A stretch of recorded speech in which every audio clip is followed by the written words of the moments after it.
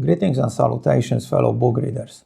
This is Mark, and the book I'll review today is The Metamorphosis and Other Stories by Franz Kafka. Before we continue, this is personalized limited edition of The Metamorphosis and Other Stories with leather cover designed and made by me. At the end of the video, I'll tell you a couple of ways of how you can get one for yourself if you are interested. Now let's get back to the review. The Metamorphosis and Other Stories is a compilation of Franz Kafka's most famous short stories, beautifully translated by Joachim Negerschol. Kafka was born in Prague, at the time part of the Austro-Hungarian Empire, worked as a lawyer, and died at a relatively young age of 40. The official cause of his death was written as tuberculosis, but the real reason was probably starvation, since his throat condition didn't allow him to swallow any food. And I think it is no coincidence that at that time he wrote his famous short story, A Hunger Artist. Kafka treated his writing as a hobby and wrote in one of his journals that he didn't have any literary ambitions.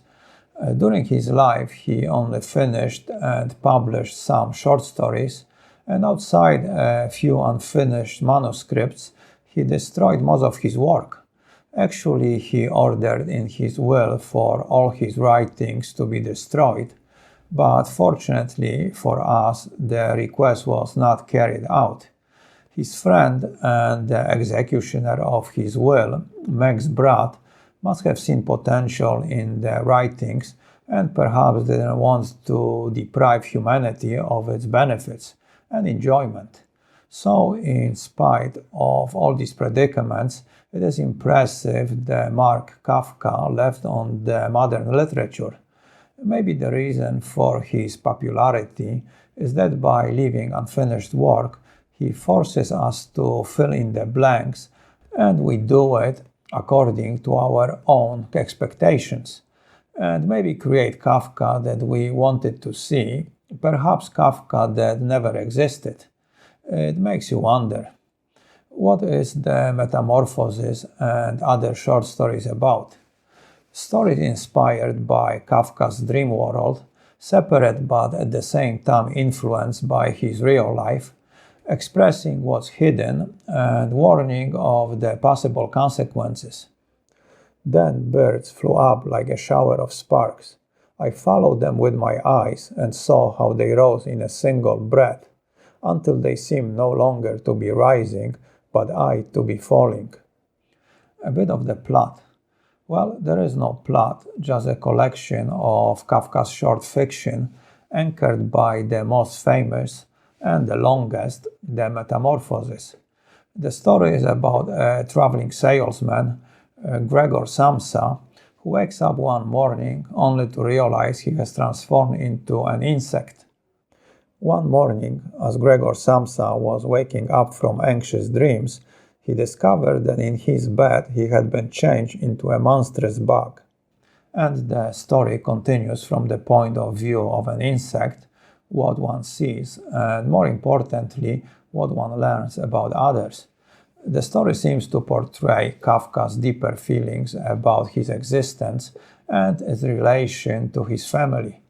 He's accepted and tolerated as long as he is useful, but once he becomes a burden, a literal parasite, the family slowly comes to the conclusion he must be ridden of, and he, still putting their welfare above his own, agrees. He thought back on his family with deep emotion and love. His conviction that he would have to disappear was, if possible, even firmer than his sister's. He remained in this state of empty and peaceful reflection until the tower clock struck 3 in the morning. He still saw that outside the window everything was beginning to grow light.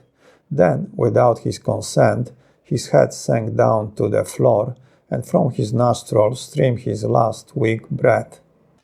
The story shows the importance of family over individual and the latter's need to make sacrifices for it. Sacrificing oneself even if the family doesn't deserve it. The need is somewhat instinctive. That's why the hero is an insect, a creature driven by reflexes and survival instinct, more for the survival of the species than the individual. Kafka often portrays the power of society over the individual and how it uses him, the individual, for the good of the collective. The theme is really expanded in Kafka's novel, The Trial. The story also touches on Kafka's relation with his father, who was very strict and not very loving, and in the story seemingly tries to kill him, since he is no use to the family anymore. Samsa's metamorphosis seems to be the result of the psychological pressures, a metaphor for nervous breakdown. He is imprisoned in an unfulfilling job because he is responsible for all the family's financial obligations. Becoming an insect prevents him from going to work, regardless whether he wants to or not, so the decision is not his anymore, and it removes the pressure of doing something he agonized over. If I didn't hold back for my parents' sake, I do have quit ages ago. I would have gone to the boss and told him just what I think from the bottom of my heart. He would have fallen right off his desk. How weird it is to sit up at the desk and talk down to the employee from way up there. The boss has trouble hearing, so the employee has to step up quite close to him. Anyway, I haven't completely given up that hope yet. Once I've got together the money to pay off my parents' debt to him, that should take another 5 or 6 years. I'll do it for sure. Then I'll make the big break. In any case, right now I have to get up. My train leaves at 5 o'clock. The positive outcome of his metamorphosis is that the family members, the father and the sister, become more assertive, confident, decisive, and active. However, this is little comfort for Samsa, since they start to see him as a burden that needs to be eliminated. The metamorphosis is kind of symbolic for Samsa, but pretty realistic for the other family members, especially for the younger sister who was living in her brother's shadow, but then she takes charge. So perhaps the metamorphosis is trying to show the power of outer circumstances, society over the individual. We either change and adapt to them or refuse and die, which is a common theme in Kafka's writings. The theme is also portrayed in one of the news stories included with this edition, The Hunger Artist. This perversion of the truth, familiar to the artist though it was, always unnerved him afresh and proved too much for him. What was a consequence of the premature ending of his fast was here presented as the cause of it. To fight against this lack of understanding, against a whole world of non-understanding, was impossible.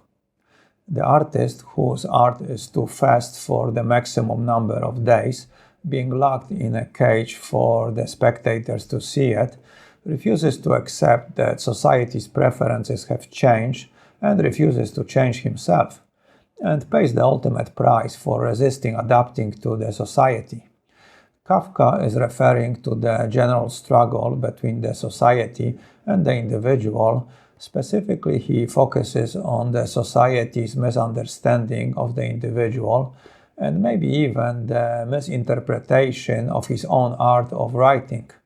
The story is also somewhat prophetic, since Kafka died of starvation a couple of years later.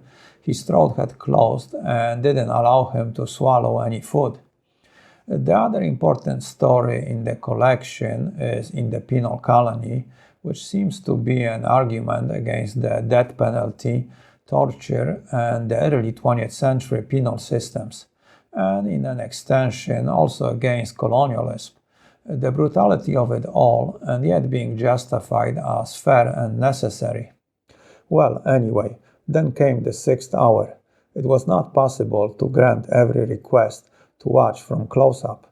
In his wisdom, the commandant decreed that children should be given first priority.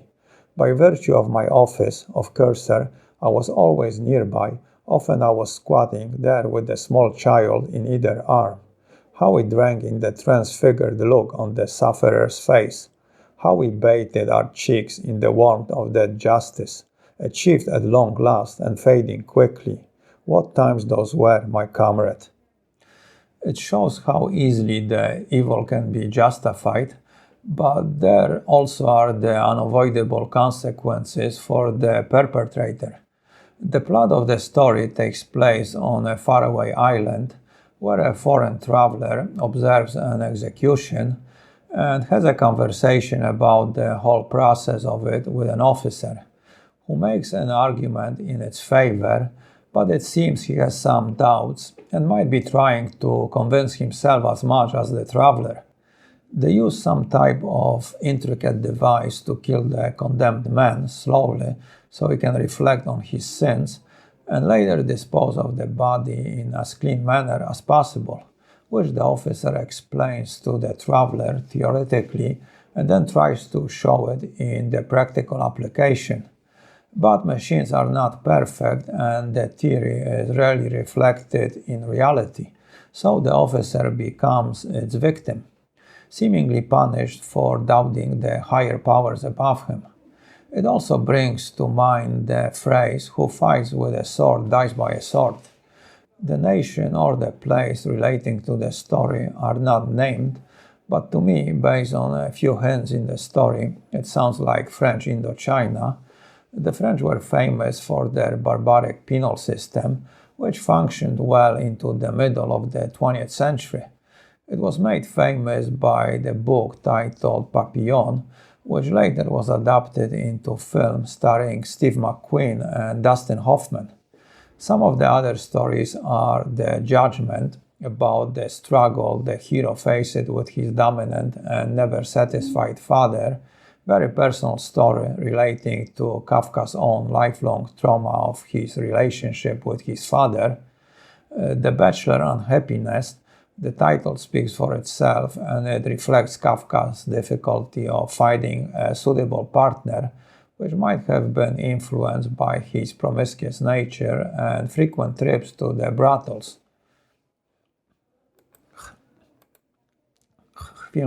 Film starring Steve McQueen and Dustin Hoffman.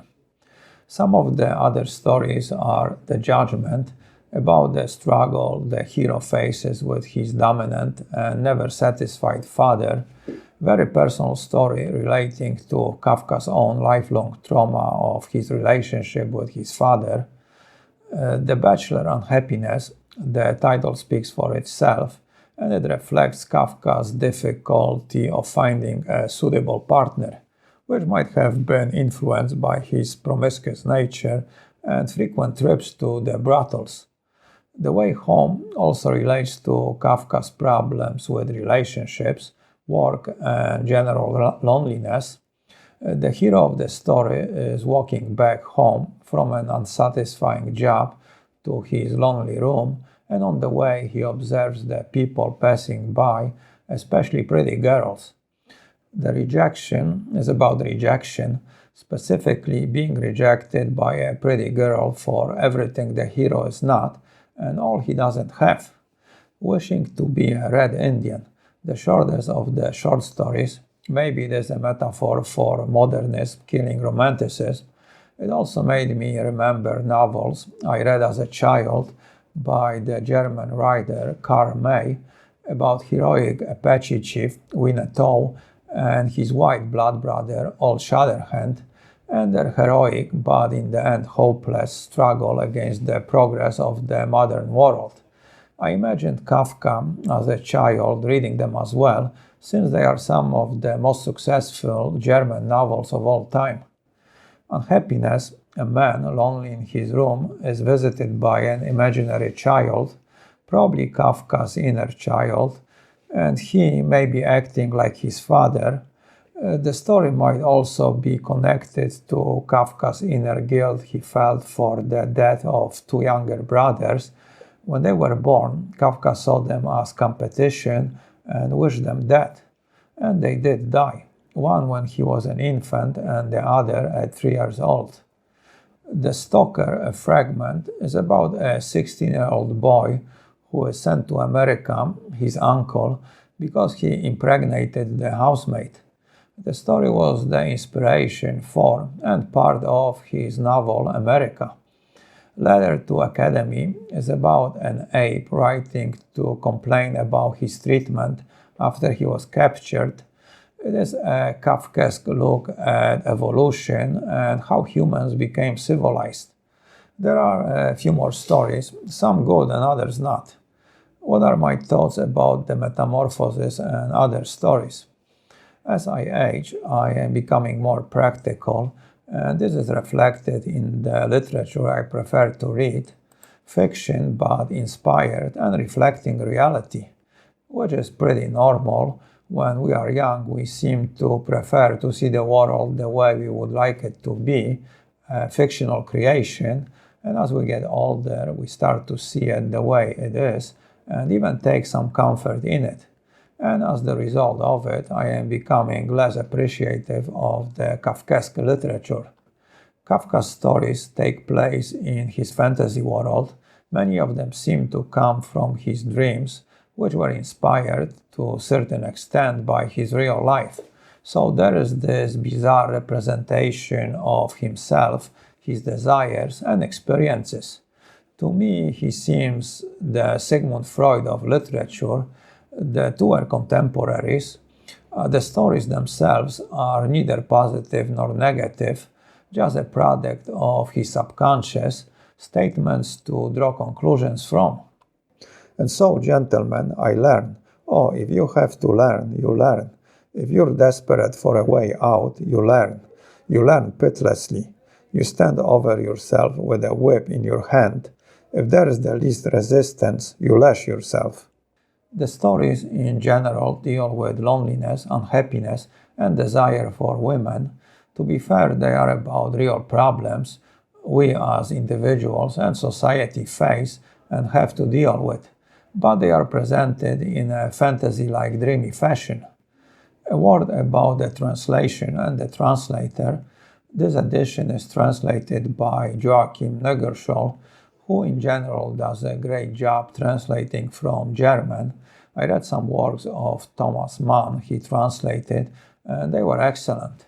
The book begins with Negerschall explaining the translation process and obstacles he faced.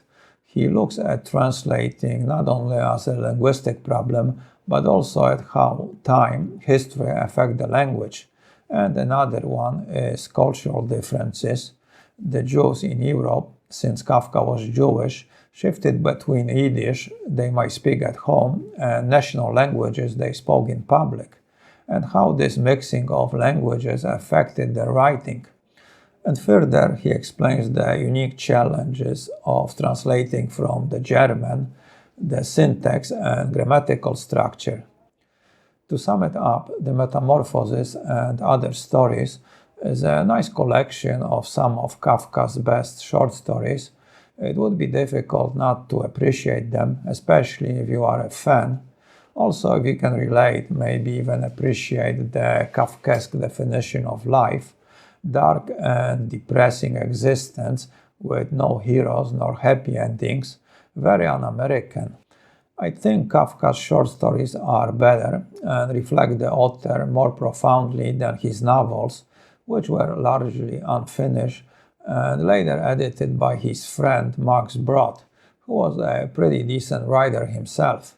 But the question in the back of my mind when reading Kafka's novels is where Kafka stops and Brod begins, and would we even know Kafka without Max Brod?